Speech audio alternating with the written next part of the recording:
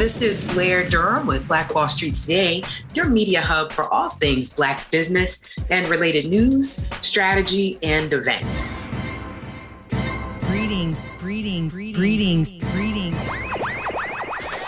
All right, friends and family, if we can get everyone's attention, we're getting ready to move into some of the special highlights of the evening.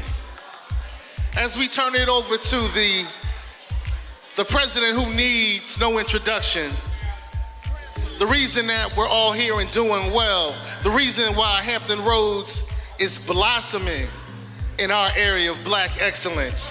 Friends and family, ladies and gentlemen, everyone in the room, let's give it up for President Blair Durham.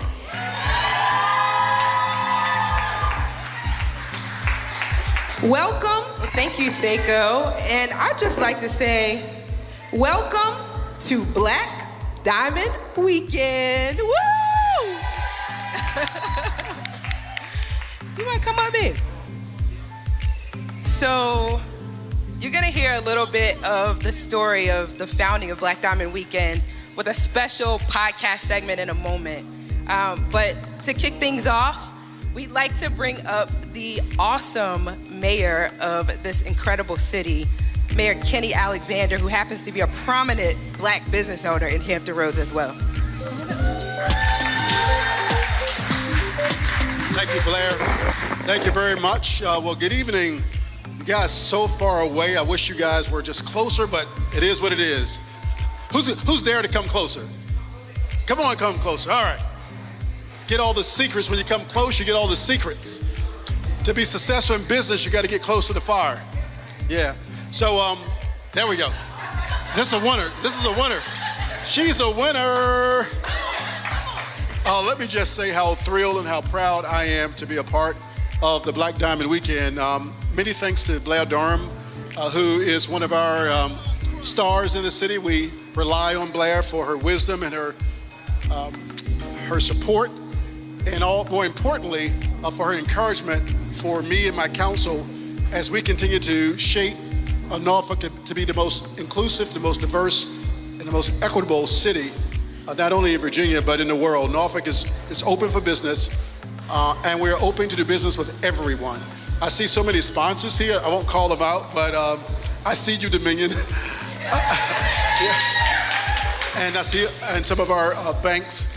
But to the sponsors and to the supporters and the volunteers, thank you for supporting Black brand as well as the Black Diamond Weekend.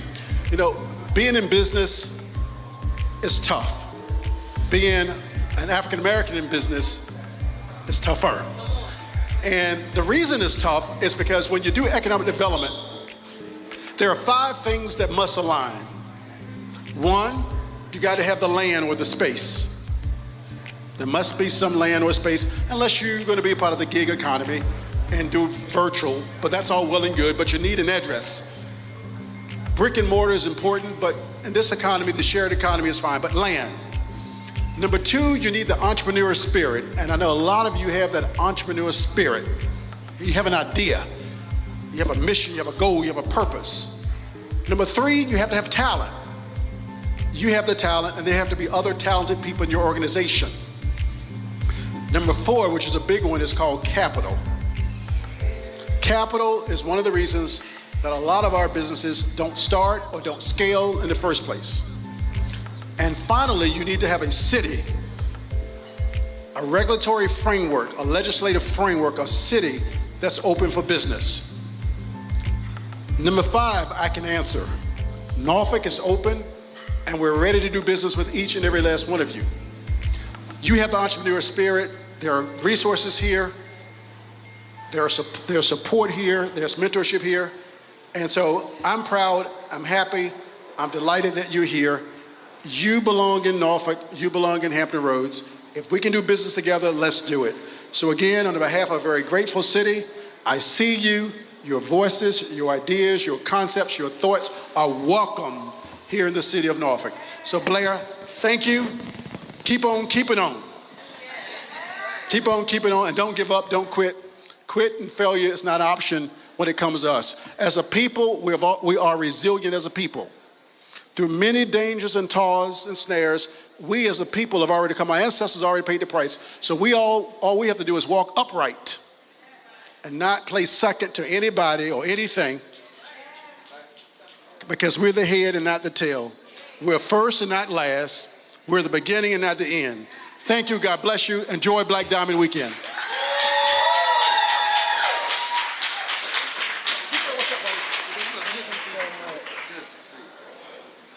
Incredible. Thank you for your words, sir, and for your leadership. We appreciate it. And quite frankly, that is why we are here in the city of Norfolk. Your leadership, I appreciate it. Hey, at this time, I want to bring up two awesome gentlemen that I had the pleasure of meeting for the first time last night, but whose work we follow extensively on social media. This is none other than the founders of Black Wealth Renaissance. Y'all give it up. Whoop, whoop. Excellent. So we're gonna have a little bit of fun as you continue to enjoy your drinks and your food. You guys ready? All right. If you want to get started right now, on you.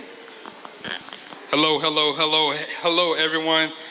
Thank you for having us, Norfolk. I just want to say, since we touched down, we've been feeling really warm and welcomed here. I just want to say thank you to everyone who's just been really inviting. My name is Jalen Clark. I am one of the founders of Black Wealth Renaissance. Our organization and our business, we have a focus on some of the same principles the mayor just was talking about, really fostering that entrepreneur spirit, understanding that we are creative, that we are the best and the cream of the crop, but we also need to teach this to our kids. We need to show them that they're just not meant to be entertainers. They're not just meant to be athletes, but they can do so much more for themselves and for their communities. Yep. So my name is David Bellard. I'm also one of the founders of Black Wealth Renaissance.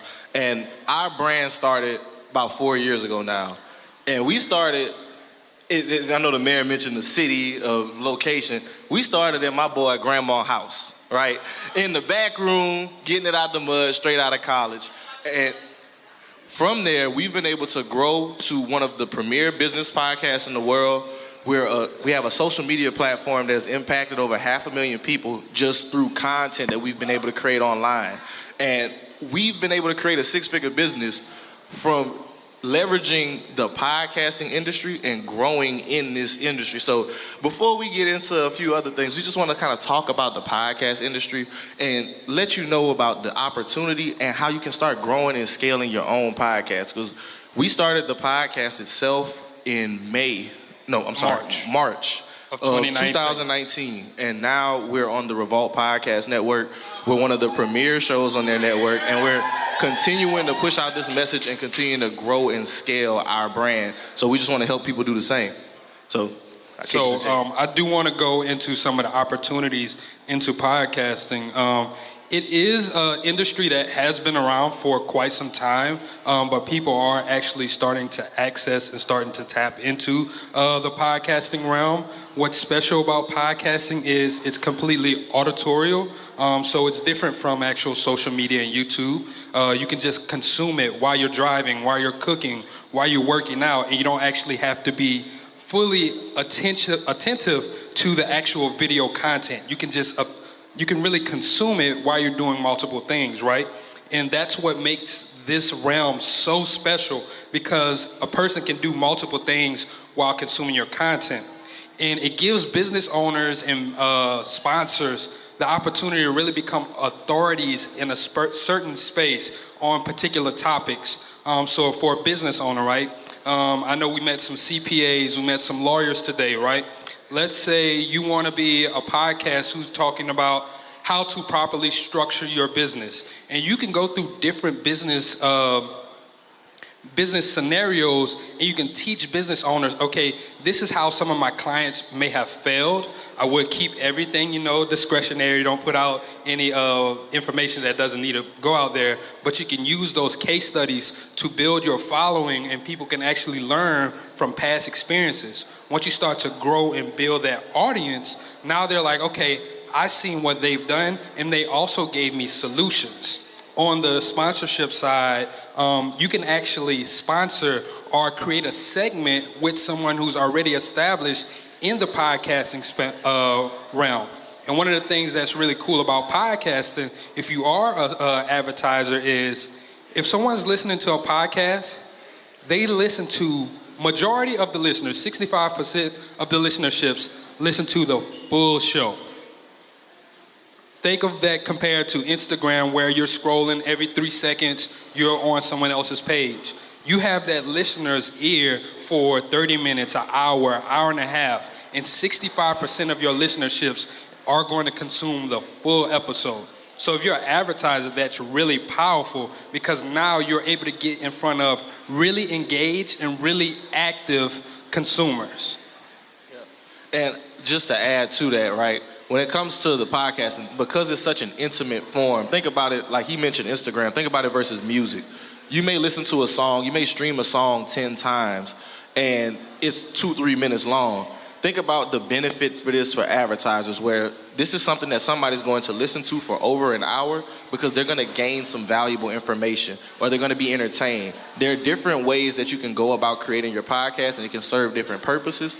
But at the end of the day, when we're talking about growing, scaling, and monetizing, the monetization part is what a lot of people want to get to with podcasting. And monetization comes from a few different realms, right? You're talking about advertising. You're talking about product placement. You're talking about actually creating segments, as Jalen mentioned, where you can mention a brand. You can get sponsors on your podcast and do live reads. And I like to bring it back, because people think that you need to have one of the biggest shows in the world to have advertisers and sponsors. But in order for your podcast to be considered a top 1% podcast, how many listeners do you think you need to have? You'd be surprised. It's like 300? It's 300 listeners. 300 listeners per episode. 300 listeners per episode. Of all the podcasts in the world, the reason these numbers are the way they are, this is a blue ocean, guys. There's so much opportunity here because so many people start something, they make a couple episodes, oh man, ain't nobody listening, and then they put it down and they want to do it no more. But you have to be focused on continuing to provide value to people and adding value in that way. Now, whenever we're talking about growing a podcast, there are several ways that you can actually market yourself. For us, it's a bit different than a lot of people. We started on social media, so our podcast became an extension of our social media profile. At the time, we already had organic marketing. We had over 20,000 followers. But what we noticed is social media doesn't necessarily always convert to actual listenership. So one of the best ways that you can start growing your listenership is through cross collaborations with people who have their own brands and businesses. Everybody loves to talk about themselves. Can we agree on that? Everybody loves talking about themselves. So whenever there's somebody that's doing something that's making motions and making waves, you can get this person on your podcast easier than it would be if you would DM them or call to try to be like, hey, can I pick your brain? Nah, I'm not really interested in that. But would you be on my podcast is a completely different value add, because now you're giving them an opportunity to expose their message and immortalize their message for people, because this is something that anybody can listen to on their own time in perpetuity. So people will gladly join your podcast and they'll promote it for you with their own audience, with their own platform. If they got an email list, they'll send it to them. If they have their own social media profile, they're going to tell people. And what that does is amplify your message and start to get you out there. Now, there are other ways that you can continue to grow. Obviously, you can do paid marketing. I'm a big proponent of things like this, where you go out and you talk to people. Word of mouth is the best marketing at the end of the day. You tell people about your podcast, you tell them about what your mission and your message is, and it will people will gravitate toward things that add value. Our mission and our message with Black Wealth Renaissance is we want to normalize Black wealth and provide people with resources to attain and maintain wealth in our community. So that message, that mission in itself is something that people can buy into. So whenever you're talking about building and growing a podcast, that's one of the things I want people to consider is what is your mission, message, and purpose behind it. And also, I would just want to get into some of the money that can be made in the podcast. The podcast industry is a $14.8 billion industry. $14.8 billion industry. And there are other ways for you to make money besides just being behind the mic. A lot of times people might think that, I need to start the show to actually make money. But I want to give you some non-behind the mic roles that you can do and start to support a podcast. There's audio editing.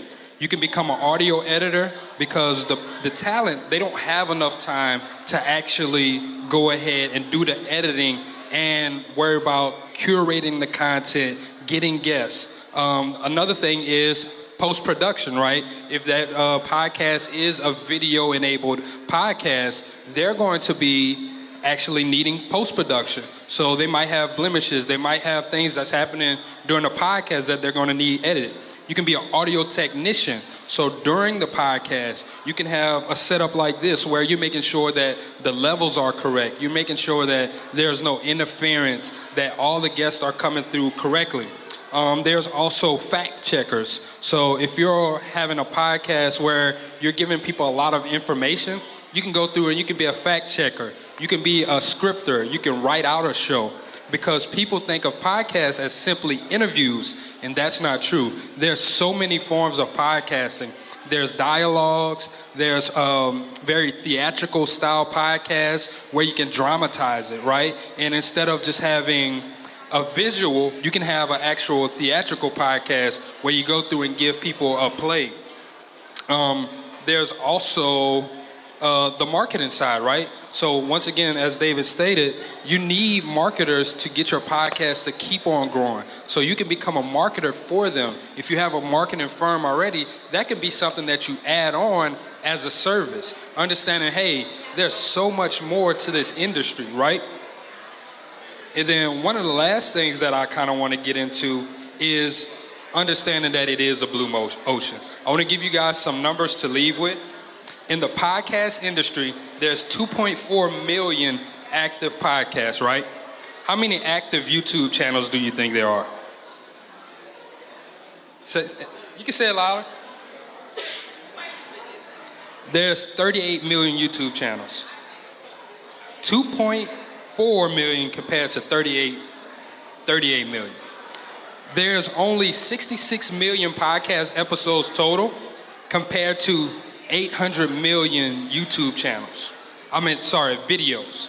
So it's so wide open that you can still get in, you can find your lane, and you can really dominate.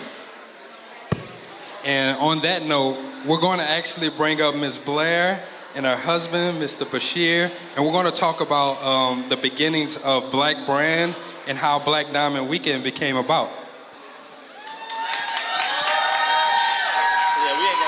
I'm gonna bump down, that way y'all can sit down next to each other. Yeah, that's fine.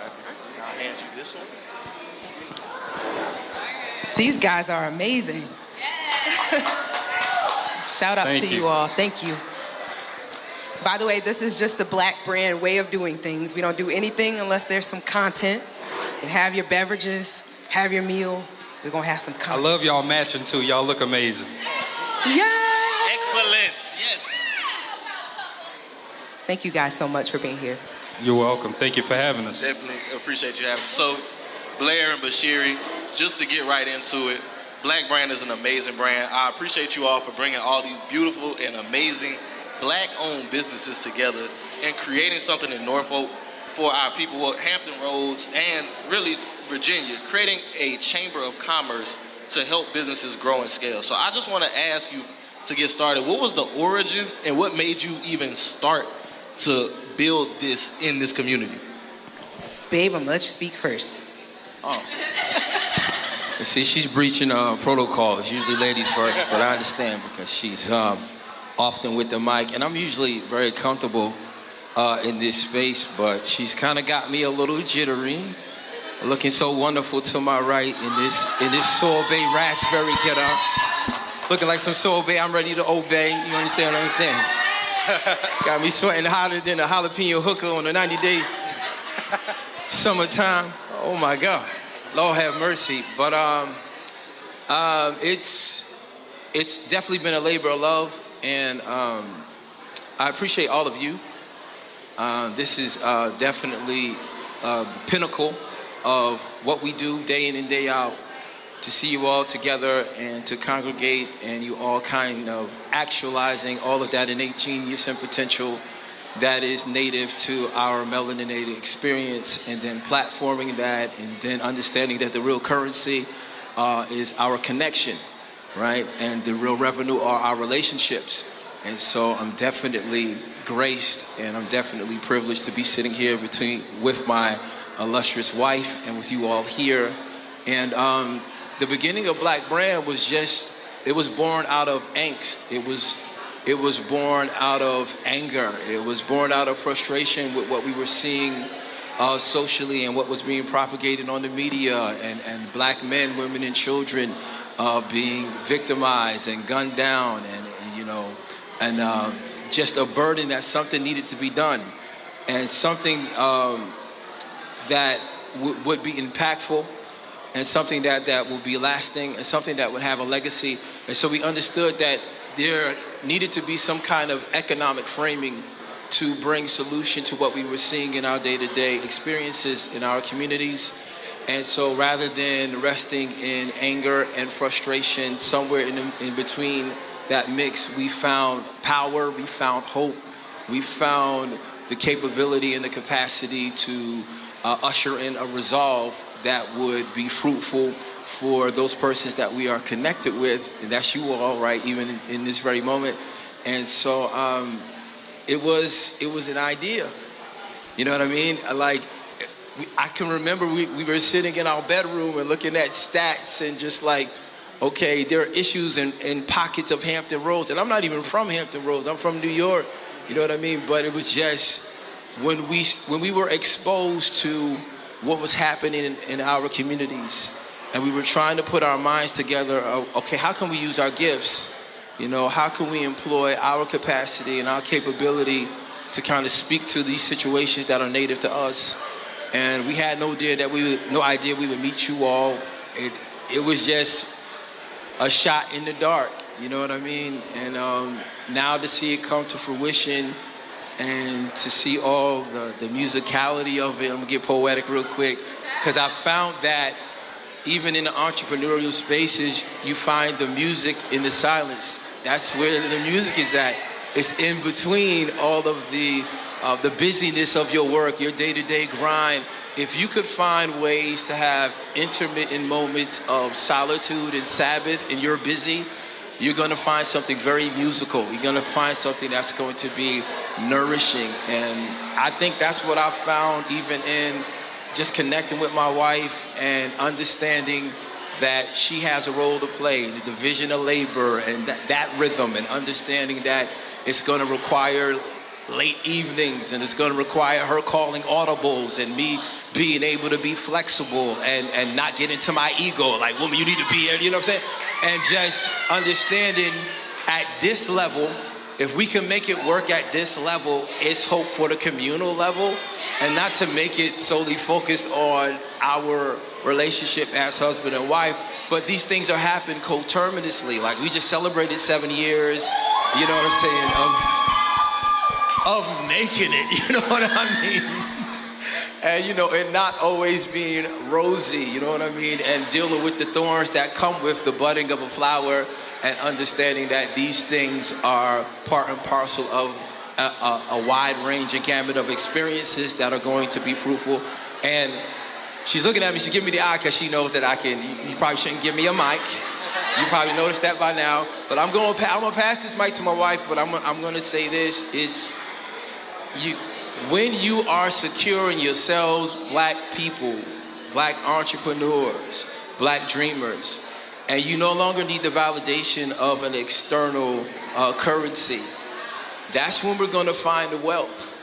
That's where we're gonna find the real freedom, you understand?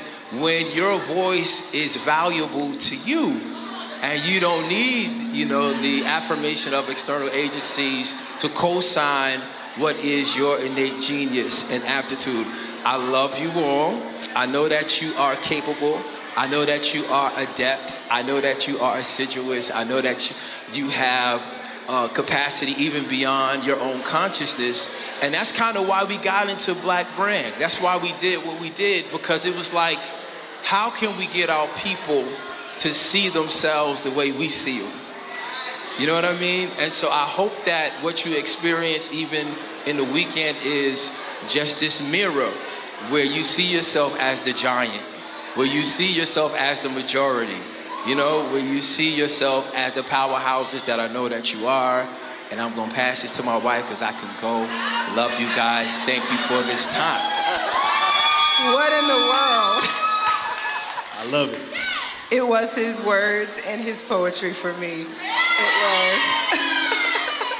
And like sometimes they get on my nerves, but if he hadn't been writing poems about Black liberation when we met at National Counseling Group during orientation, then we would not have gotten married and we would not have started Black Brand. Like, our whole relationship has been Black Brand. So, thank you, babe. Yeah. We're gonna keep this. Can we get like another 5 more minutes of this? Okay. So I just want to speak about some of the challenges that you face to build such a positive and powerful brand. A lot of people love to look at success, but they don't understand some of the challenges and some of the hurdles that you have to cross to actually get to this level of success. What would you say would be your most challenging obstacle you had to face while building Black Brand? Big question. I think we might have different responses. The first I'd say is internal. Just like, who wakes up and decides that they in fact are the Black Chamber of Commerce and are then going to like articulate that as fact without any members, without any money, without a space, right? That was how crazy we were. And others in this room that, you know what I mean, saw the vision. That audacity, and then the continued audacity when it seemed like it was taking longer than we felt like it should take. That's a big one. Having that vision and being willing to keep articulating it before it manifests. Big challenge. I would add to that, it was almost an act of ignorance. And I was sharing with these brothers earlier, like, if we knew what it would have costed, we probably would not have done it. But ignorance was bliss, and it served us well in that instance because we had this dream. And I'm a very macro person. And so I see the big picture. And we're complementary that way because she sees the day-to-day.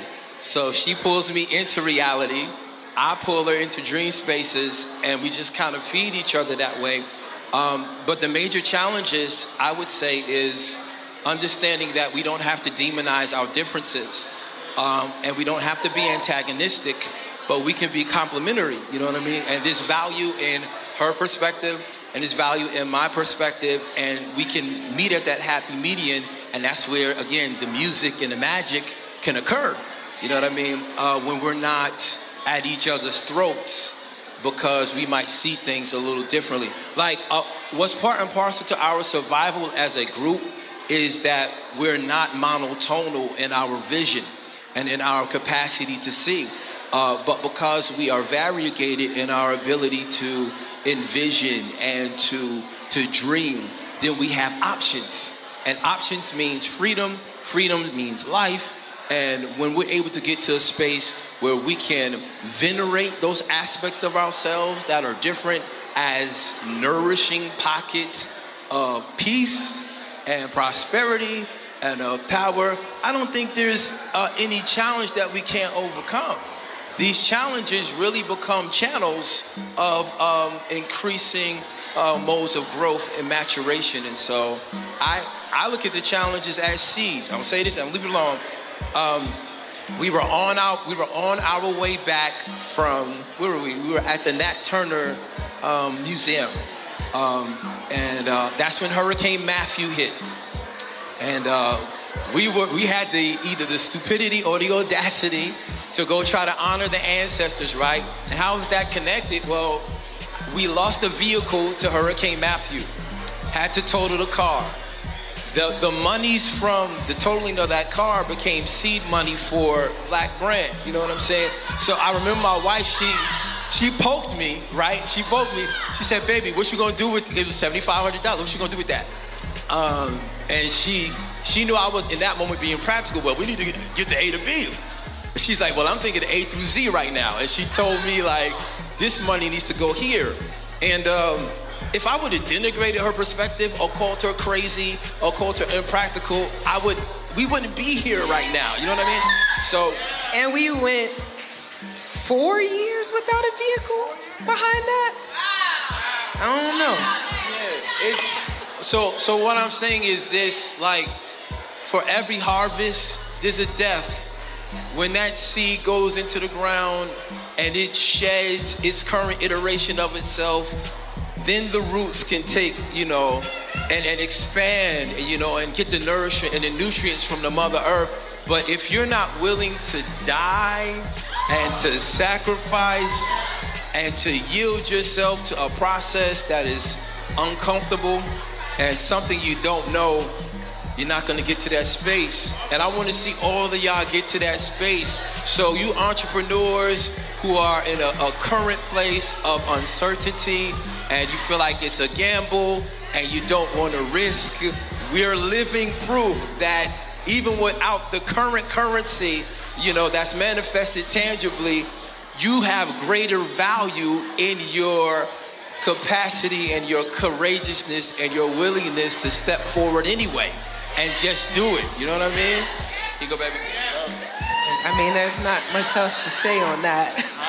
Hey, Bashir. I love it. I love it. With the bars. Y'all said Bashir got the bars, and he does. That is a fact. Hey, I love it. So I do want to wrap really shortly, but I have to ask you about the B-Force Accelerator, right? So, because that's something that I think is super important, right? Not only did you create your own Chamber of Commerce, but now you've created an actual program to help businesses in the area start to grow and scale. So I would like to ask, how do you start your own accelerator program, and how do you get funding for that to actually start helping these businesses grow? Big question. So I gotta say, B-Force Accelerator, 5 years in the making. We started out Black Brand Business Institute. We were trying to figure out, like, how can we create something robust enough? Oh, he's telling us to wrap up. Okay. That could actually certify Black-owned businesses. And how could we afford to pay Black-owned businesses to provide that training to Black-owned businesses? Beating our head against the wall. And I honestly think there was something that changed in the social climate that made it possible from a funding standpoint. It gave me the courage to say, you know what? This is a $500,000 program annually, and we deserve it. And I just went forth and kind of started asking for those dollars. You know what I mean? Because I wanted us to be paid to pay Black business owners to help Black business owners. And that's what we did. So that's the... I love it. We're gonna have to get y'all on the actual podcast so we can continue this conversation further. Y'all give it up one time for the founders of the Black Brand, Mr. Bashiri and Ms. Blair Durham.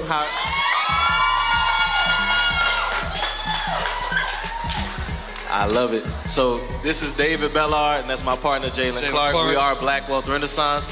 And y'all continue to enjoy the night. I look forward to networking with you all. Y'all get a drink, eat some food, and let's have a good time. Yes, sir. Black Diamond Weekend. I'm sorry.